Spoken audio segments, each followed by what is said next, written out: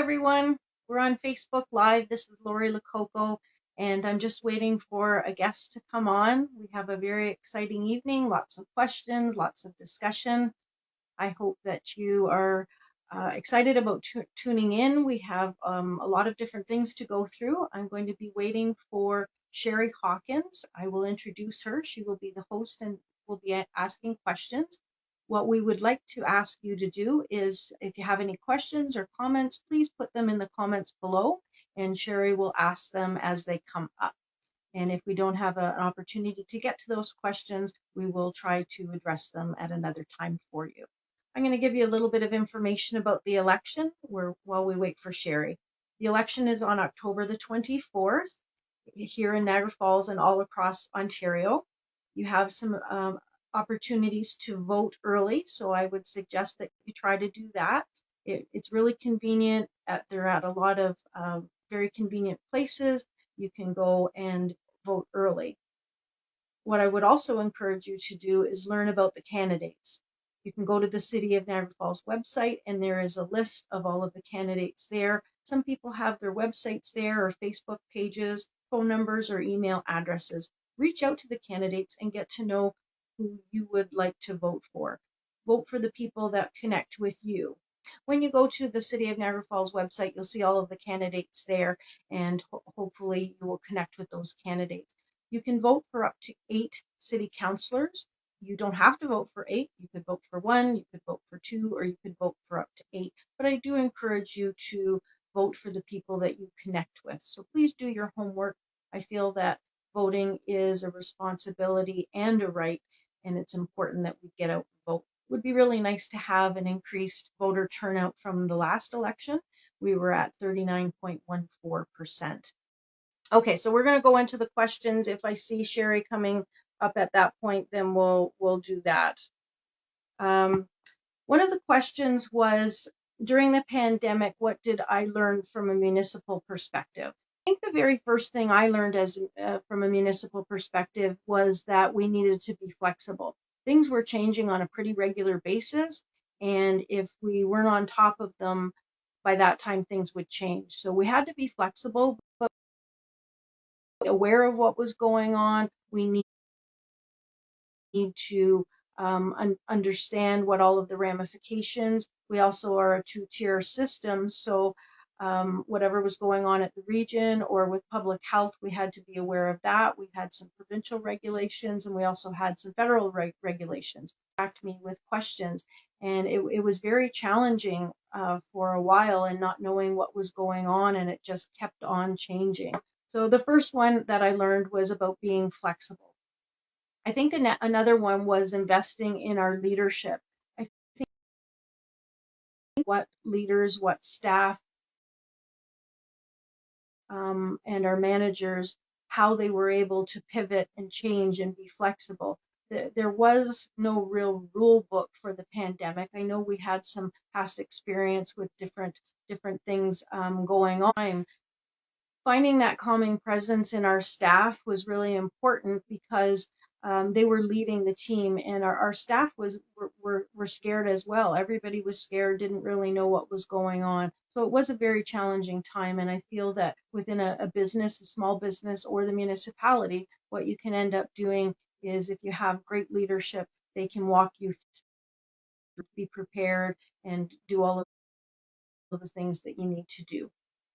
One of the other things that I ended up finding out and figuring out, I think we've talked about this at the city council level, is because we're a tourism industry that relies on the Ontario Lottery Gaming Corporation, ways to look at this. If we have the money coming in from the casinos, what we've been doing is utilizing that money to decrease our tax base, which is great for the residents. They pay less taxes. But what ends up happening is, when we don't have that revenue coming in, the taxpayers end up paying for it, or we end up taking money from different places. So it is sort of a catch-22. There are a few councillors, and we did put a motion forward to look into not utilizing that casino money in our tax base, that we would use that casino money only when it was received, and that we would items and not the tax base. So I know our staff is doing that, and our finance director is working on a plan to get us towards that in the next few years. If we were to completely change that right now, we would end up with rely on that extra money being being as part of that. Okay, so another thing that we could look at is extending our natural geographic awareness globally. There is a program called UNESCO, and it is a global designation for natural resources. There's people that travel all around the world to go to these parks and go to different attractions. And Niagara was approached, the regional municipality of Niagara was approached by UNESCO to designate the Niagara area. So we had that opportunity. Our council didn't want to do that, so we didn't, but the other 11 municipalities did. And I think it's a great thing to do. It will bring different people coming into our community that want to look at a lot of the natural attributes of our community. And it's not just Niagara Falls, it's the whole region. So I think that's really important, because what we did see is a lot of the attractions were shut down, and what people were out doing were walking the trails and those types of things. We live in Niagara Falls, and Niagara Falls is a tourism town. We have to foster that. There are so many people. So I think we really need to diversify outside of tourism, bring different sectors into Niagara Falls. Tourism is very important. It's not going anywhere, but we really need to try to do different things. Years ago, we used to have industry, heavy industry, and that's really not where we want to go. We don't want to go to heavy industry. So those are some of the things that I think we can do as a municipality. I think it's also an opportunity for us to work from home, but I think it really needs to be safe and secure. So those are some things that municipalities can do to make sure they're up and running. And from a business perspective too, I think that those are things that the business should do. Some other things that the municipality can do is make decisions on digital data. We need to make decisions, but sometimes we don't have the right data or the right information. Talking to businesses, small businesses, and getting all of that information from that so we can understand what we were making the decisions for. Again, sometimes there's no rule book for it, but you need some data in order to make decisions. You can do that through surveys, BIAs, chambers of commerce, through the business development, but it's important that it's all done through data, that they're sound decisions. I think we can also bring new businesses to Niagara Falls, and one of them is regarding hydroelectricity. We have a great history here in Niagara Falls with Nikola Tesla and some of the first electricity, and I think we can build on that. The thing about electricity is once it's made, it has to be utilized. And sometimes you hear about different places selling off electricity. The reason why is they make too much electricity. So they sell it off, and we think, well, why would they be selling it? But that's why, because you make it. So it's not just here in Niagara Falls, but it's everywhere. Electricity is everywhere, but how do you store it? So there's a lot of opportunities there for us to invest in and look into something like that. It's high tech, it's something that's used, it's something that's needed, and that there's some great opportunities there. A couple of other things that we can do is connect with our residents. I think that was one of the most important things. If we had that communication with them, they understood what was going on as much as we did, which sometimes wasn't a lot. It was just, go with the flow. But if we could let people know what we were doing, why we were doing it, that they would understand that, and they understood that we were in the same boat as they were. And I think that was important. And the last thing that I learned was that as a municipality, there were, but there weren't as many things that we could do, like a region, a province, or at the federal level. Sometimes we could partner with them, but it just it wasn't as much or as meaningful sometimes as the other programs. So that was our first question about what did I learn from a municipal residence. Some of the things that we did is we removed the due dates for taxes and water. We reduced the penalties for taxes and water. We were always giving information, whether that be through our website, through social media, through our counselors. I think that part was really important. We've removed permit fees for our businesses. A lot of businesses, when we were up and running, they needed permits to have things that they wouldn't have normally had. For example, a patio. You need a permit to have a patio at a restaurant, and we removed a lot of those permit fees for that. So those were Business Development Center. All three of those helped a lot of small businesses go through paperwork, help file grants, navigate all of the different programs that they were eligible for, find out if they weren't eligible. And a lot of people did contact me, and I'm happy to say that I forwarded that information to our staff, and the staff were wonderful and helped those small businesses through that. It gets very complicated and complex and sometimes overwhelming when you have all of these programs that are out there and you're not really sure, do you are you eligible, do you fit into it, what do you need, and it's a very stressful time. So I think our staff did a great job. A couple of the other things that we did were we organized some different cost sharing within different municipalities, region, provincial, or federal. And what I mean by cost sharing, like for example, there are some mandatory requirements for municipalities. And since we have 12 municipalities, we're all going out there trying to find the same things. So why not utilize our money together and be able to get more for our dollars. So those were some good things as well. And another thing that we ended up doing was dipping into our reserve. As the city of Niagara Falls, we had a very healthy reserve. We've always put money aside every year for the just in case scenarios, and this pandemic was a just in case. We dipped into our reserve. When I say dipped, I mean almost depleted. We've almost depleted our reserves. So we have to be very cautious moving forward. It's just like your own home, your business. You have a certain, and when revenue's not coming in, you have to start making choices about where you're going to spend that money. It's really important as a municipality that we're financially stable. I'm just going to check one more time if Sherry's there. No, she's not.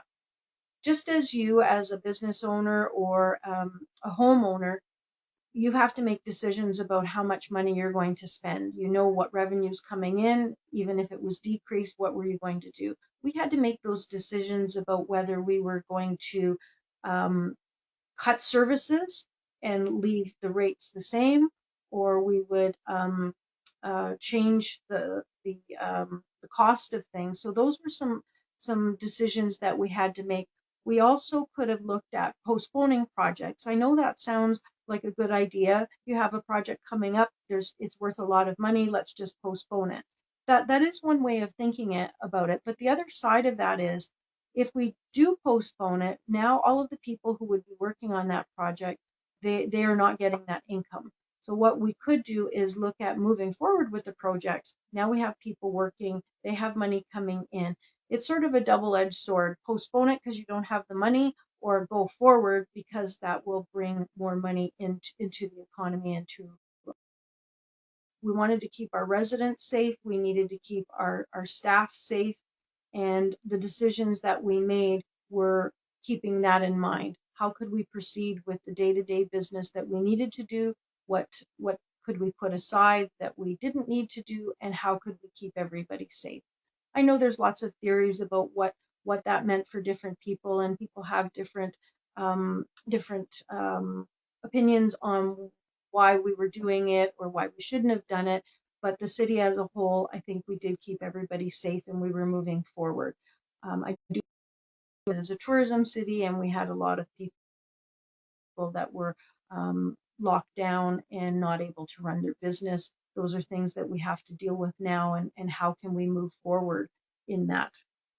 One of them is affordable housing, expediting the building of houses, of building homes. We all know that we're in a crisis, a housing crisis, and the Ford government back in February put out a report called the Affordable Housing Task Force Report. And there are a lot of recommendations about what they want to do in order to expedite this, to cut the red tape, to actually build houses faster. Some of them are great ideas and I think will definitely help us. Some of them I think are a little bit more challenging, but this is one of the things. A, we were in a housing crisis to begin with, and B, we need to recover after the apprenticeship programs. We have found over the last few years that there are not a lot of people working in apprenticeship programs. And whatever reason that's for, we're short on trades. And that's to build a house, to put up the drywall, to pour the concrete, to put the brick up. Those are just houses, let alone building commercial projects or whatever. So we have this shortage of tradespeople. We really need to put programs in place that would encourage people to become tradespeople, and that's what the Ford government is working towards. It's definitely a program that will help us get out of the pandemic and help us with the need of building. So those are some things that the provincial government are working on. There's, it's very complex. There's a lot of pieces that go to this, and it's exciting to see. It's a little scary sometimes to see. I think sometimes we go through them and say, oh. Another one of the questions that we have is about small businesses. Do you have some tips for small business owners or homeowners about how they can help recover? I think one of the first ones and the most important one, or some entertainment, restaurants, support local. I know during the pandemic we had a section on our website that listed a lot of businesses that were open and that were ready for customers. It's really important that we support local.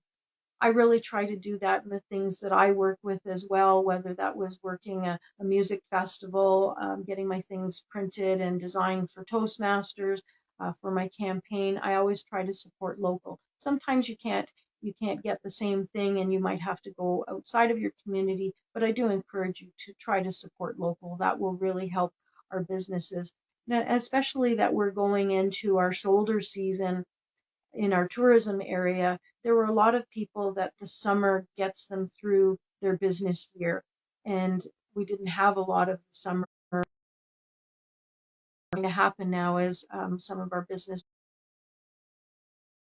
have a couple of months, and now they're going into the decline in our winter months. So what we need to do is try to support local if you can. I think that's really important. Another thing that you might be able to try is office sharing. That much. What could happen is you could office share, and that works out for some small businesses because they don't necessarily need such a large area. You can do that office sharing, or even just parts of sharing expenses like photocopiers and that sort of thing. So there's been a lot of creative ideas of people trying to share things because we know that there's going to be a lot of vacant office space. Some people are downsizing because they know that you can work from home now. And some industries you just can't work from home. People will be in the office, but some other industries you can work from home. I'm sure we've all had some tech calls that we called some place like Bell or Radio Shack or The Source or whatever. And sometimes when you're talking to a tech person, you hear a dog barking in the background, you know that they're working from home. And I think there's a lot of benefits to it, and we just have to be cautious that everything is safe and secure as well. Working from home, we just sort of talked about that. I think you can reduce your costs and still meet clients outside of your home or inside of your home if you want. So those are some things that we should look at too in trying to recover. Job sharing, I think sharing. So those are some things that you can look at too as a business person. one of the things that I would suggest is that all businesses, even in your home, is to have plans in place that if something like this ever happens again, I'm sure it will in a different form, maybe not exactly in this form, but I'm sure we all throughout this all said to ourselves, oh, I wish I had whatever, had done this, or I had this in the house. We all learn that having some cash is always a good idea. And then with the pandemic, people didn't want to touch cash. That was kind of interesting. When the power goes out, the ATMs and the cash registers don't work. Cash can work that way. So there's some pros and cons to everything. But as a homeowner, a people business that provides some sort of service, you might be able to run something out of your home and through telephones, that sort of thing. So always have a backup plan.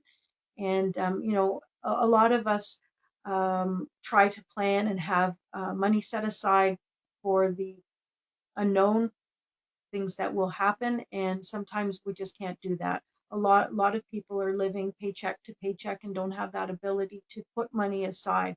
But I think we found out through the pandemic, not only having money available to you, but a lot of our residents were putting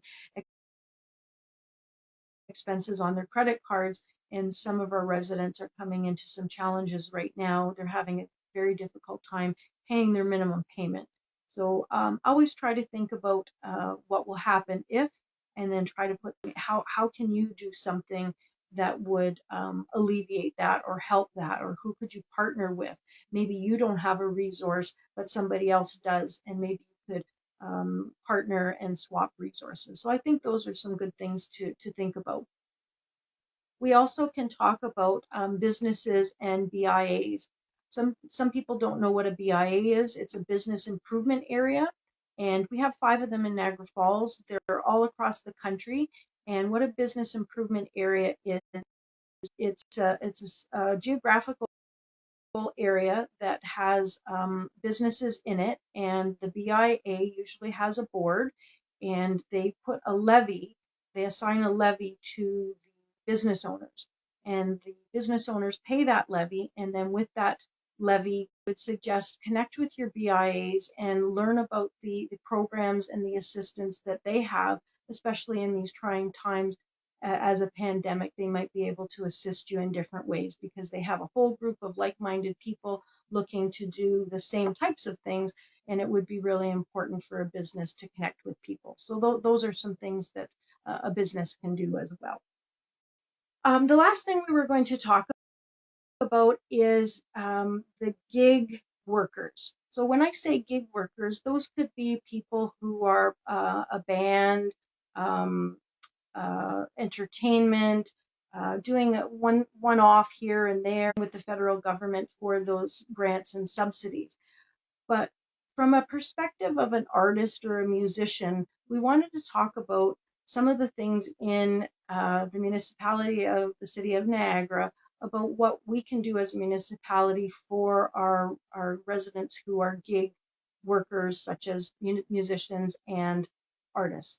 So one of the first things that come to mind for artists and musicians is our Niagara Falls Cultural Development Fund. Every year there's an application out, and it's an open application. People can apply for it and tell the Arts and Culture Committee what you would like to apply for that will bring arts and culture to the community. Event, it could be poetry, it could be music, it could be a painting on a wall, a mural. There's so many different things. So that is one thing that we can assist our gig workers and our artists and musicians.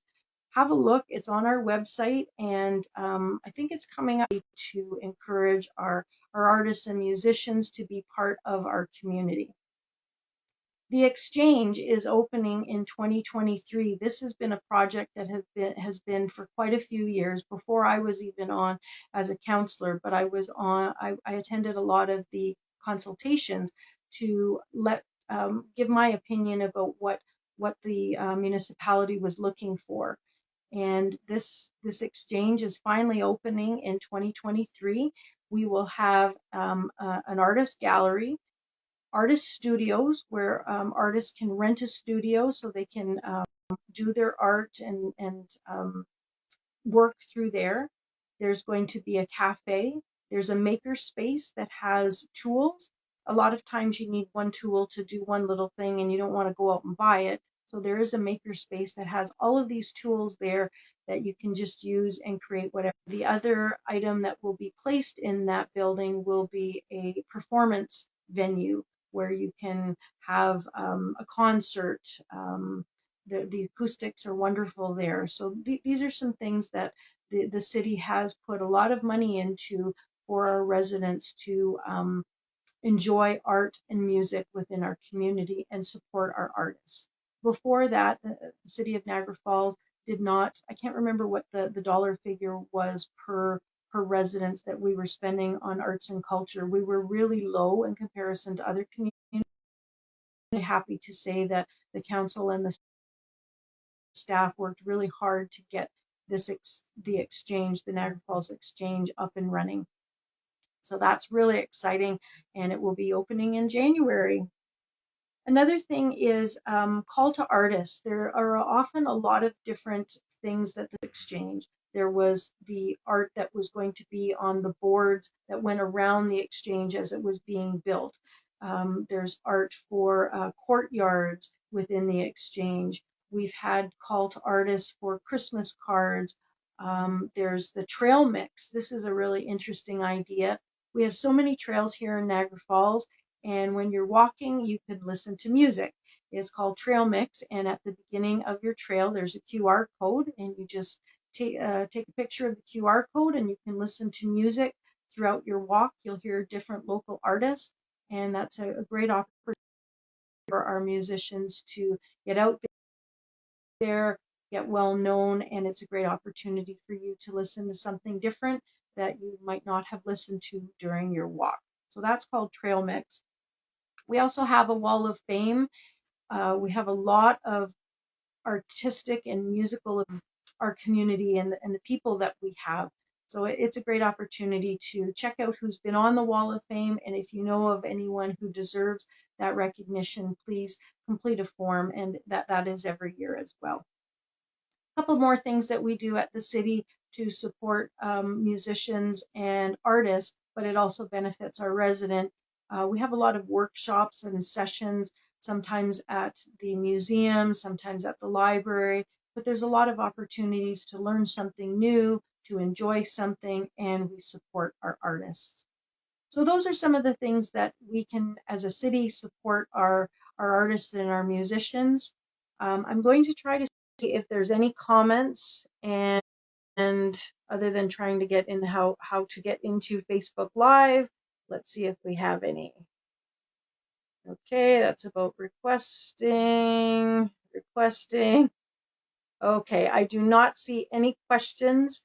I know the pandemic was a while to get out of it. I don't think we're ever going to fully recover. It's not like we're going to make up all of that money that we lost, or it's not going to bring anybody back that we lost. We need to move forward, and I hope that our council in the next term, whoever is on our council, will work towards recovery. And as a city, it is hard to help our residents and our business owners, but I know that we will do the best that we can. Everybody has different ideas about how we can do that, and I think that that will be part of the strategic plan in the next term. So if you have ideas about how you can recover as a business owner, as a resident, please send them to me, and if I'm for the next term, I can bring those ideas or forward them to our staff, that we can start talking about them in our strategic plan. Wonderful. Oh, she's coming. There she is. Oh my. There she is. I literally just lost like an entire year off my life. So it wasn't. We just finished the last question, Sherry, but we still have a little bit of time, so let's go through it. I'm going to introduce you first of all, so everybody knows who you are. Okay, just one second. I've lost your introduction because I moved it. Okay, So this is Sherry Hawkins. She is the founder of Mainly Niagara, a social platform that supports artists and small businesses, as well as markets local community events in Niagara Falls. Sherry is passionate about supporting local and believes that small businesses are the heart of our community and necessary for a healthy economy. Thank you so much for joining me, Sherry. Yes. Oh, I'm so sorry to like leave you to hang out to dry, but like you just were complete professional and figured it out. Okay. No problem. This happens, even though we go through it, we make sure that we're going to, test it out and try it out, depending on what piece of technology you're using, whether there's updates, if you do something a little bit different, it just ends up happening. I'll ask you a question, Sherry. As a business owner, what do you think will be very helpful moving forward? To let your city council know how can they help people moving forward, to try to recover outside of this pandemic? What can city council do? What can our staff do to help people? Certainly know, that they're being really sort of connected with the small business community.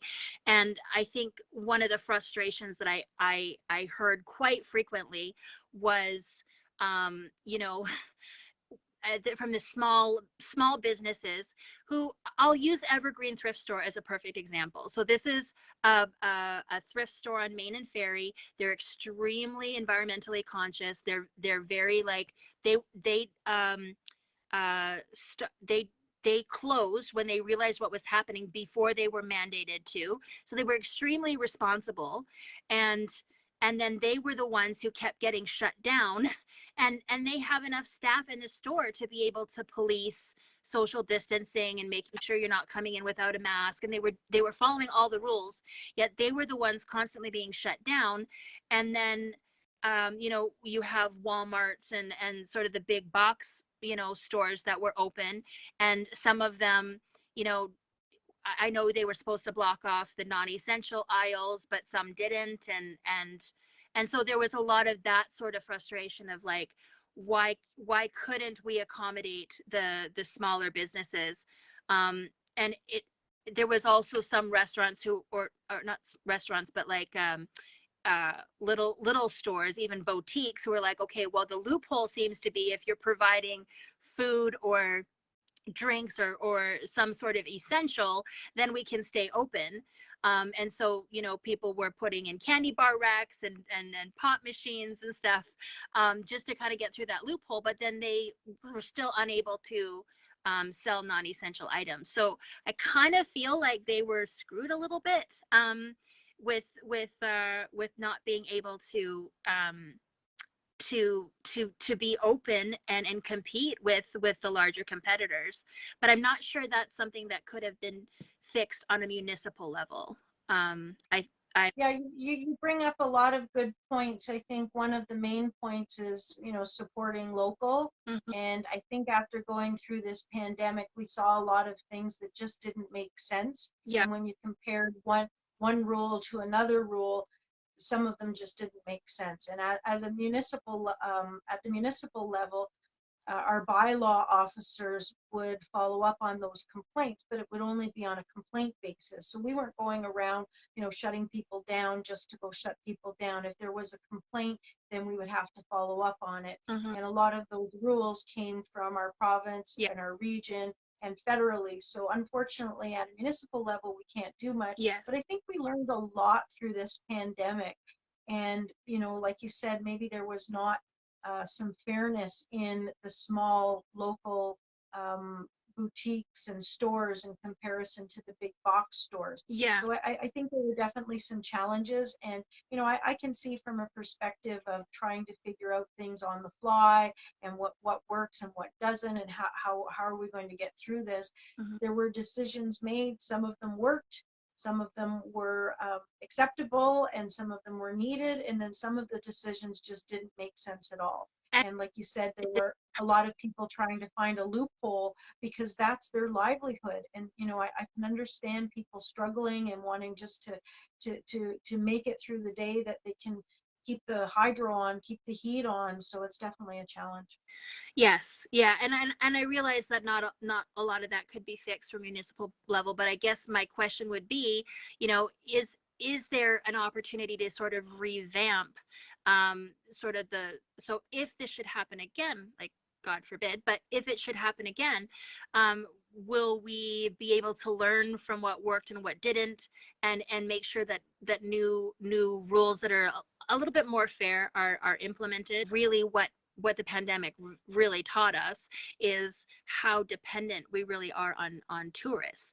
And what was the number that you said in a previous interview about how many people currently approximately reside in Niagara Falls? Was it 97,000? We're 94,500 that reside in Niagara Falls, and the figure that we had that we were working with was 40,000 people in Niagara Falls were in tourism. So those 40,000 people, like almost half, a little bit less than half. At one point we were 88,000. The new census just came in, so we're 94.5. But almost half of our population had a tourism-related job, and they were not working. So that really shows you the impact of our community. And that was the first question that I talked about, the different things that we should look at. Mm-hmm. Tourism is very important. We need it. Yeah, we A really. lot of people, yeah, a lot of people work through it, and we just need different ideas.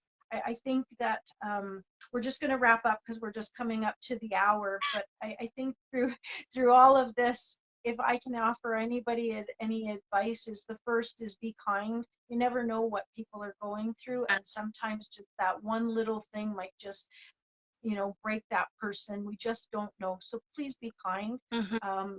Share your resources, share your information, be a friend to people, because that's how we're going to get through. Be prepared, be that good Boy Scout, and always have some backups if you can. I know it's hard to have backups and plans if you can't even survive through today, but when you can, start creating those backup plans, whether it's having extra money, having extra a plan put in place about what you do if this happens. So those are my suggestions, and my suggestion is also get out and talk to people and understand what other people are going through, because a lot of times we just see our own little silo and what we're doing. So it's really important that we understand what other people are doing. Yes. So I'm just going to bring this back around to the election. Our election is on October the 24th. You have lots of opportunities to go out and vote early. Will be this Saturday and Sunday as well. Please check out my website, lorilococo.com. All of the information is on my website about the advanced polls. What I would encourage you is go out and learn about your candidates. You can vote for up to 8 people for our city council. You don't have to vote for 8. Vote for the people that you connect with, that you think will serve you best, whether that's 1, 2, or 8. Our voting is a responsibility, and it's also a right. So we really need to get out there, get out the vote. Let's get that voter turnout increase from 39.14 in 2018. Let's get that increase, because if you don't vote, maybe you don't have a right to complain. So thank you so much, everybody, for joining me. I apologize for the technical issues that we were I having. apologize for the technical issue. But Lori, if I can just very quickly say that, like, Sure. I've been so impressed with you and what you have accomplished over the past 4 years, and how you've been able to do it with such integrity and honoring the local citizens. I mean, I've seen it myself almost on a regular basis. And, I just, there's a lot of reasons that I will vote for you, but what I would encourage other people to do, I mean, yes, it's important. Like, look over all the candidates, and see who aligns with your values. But like, when it comes to you particularly, um, I, I I don't think there's a decision that you make that isn't extremely well researched, that you haven't taken the time to ask the residents the questions about how they feel about it. You're open-minded, you're willing to change your mind if you're presented with new information. You're not just towing a party line. You make decisions based on a case by case basis. Anybody has any questions, like, you're the person to reach out to, because you'll connect them with the right people if it's not something you're directly responsible for. So I just want to say, like, thumbs up to you for everything that you've done and for what I'm confident that you'll do in the future. So Thank you so much, Sherry. I really appreciate your kind words, and I appreciate everything that you're doing. Thank you so much.